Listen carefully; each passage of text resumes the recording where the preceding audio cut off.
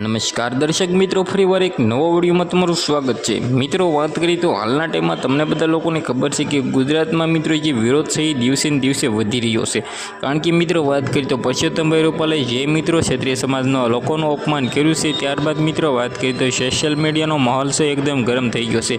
જે રીતે મિત્રો વાત કરીએ તો હાલના ટાઈમમાં ઘણા બધા સોશિયલ મીડિયામાં વિડીયો વાયરલ થઈ રહ્યા છે, જે પોતે મિત્રો એમ કહીએ તો જે ભાઈ પરસોત્તમભાઈ રૂપાલા છે એ જાહેરમાં બધા જ લોકોની માફી માંગી રહ્યા છે। કારણ કે મિત્રો પણ જોઈએ અને ઘણા બધા લોકોને એવું કહેવું છે કે ક્ષત્રિય સમાજનું જે અપમાન કર્યું છે ત્યારબાદ મિત્રો તેને માફી નહીં મળે, પરંતુ મિત્રો ઘણા બધા લોકોને એવું કહેવું છે કે મિત્રો આ ભાઈને માફી આપી દેવી જોઈએ। કારણ કે મિત્રો ભૂલ તો માણસથી જ થાય છે।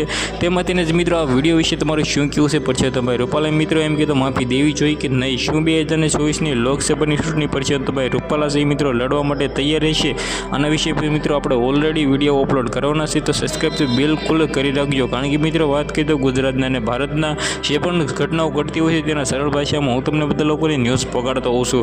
આગળ મિત્રો સરસા વાત કરીએ તો મિત્રો હાલના ટાઈમમાં પરસોત્તમભાઈ રૂપાલાએ જે અપમાન કર્યું છે ત્યારબાદ મિત્રો ક્ષત્રિય સમાજની મહિલાઓ છે એ મિત્રો ઘોર એમ કીધું એંગ્રી અથવા એમ કીધું ગુસ્સે ભરાયું છે। કારણ કે મિત્રો ભરાવું પણ જોઈએ, કારણ કે મિત્રો રોટી બેટુને જે રીતે અપમાન કર્યું છે ત્યારબાદ મિત્રો વાત કરીએ તો હાલના ટાઈમમાં ક્ષત્રિય સમાજના લોકોનું એવું કેવું છે કે 2024ની લોકસભા ચૂંટણી છે પરસોત્તમભાઈ રૂપાલા ન લડે, તો મિત્રો હાલના ટાઈમમાં તો એવું કંઈ થયું નથી અને મિત્રો લડવા માટે બિલકુલ રેડી થઈ ગયા છે। કારણ કે મિત્રો પરસોત્તમભાઈ રૂપાલા છે 2024ની લોકસભાની ચૂંટણી લડશે, તો તમારે આના વિશે શું કહેવું છે? કોણ જીતશે અને મિત્રો તમે કોને સપોર્ટ કરો છો કમેન્ટ કરવાનું ભૂલતા નહીં। આજના વિડીયોમાંથી આટલી જ માહિતી, ફરીવાર એક નવો વિડીયો મળી જશે। બધા લોકોને જય હિન્દ, જય ભારત।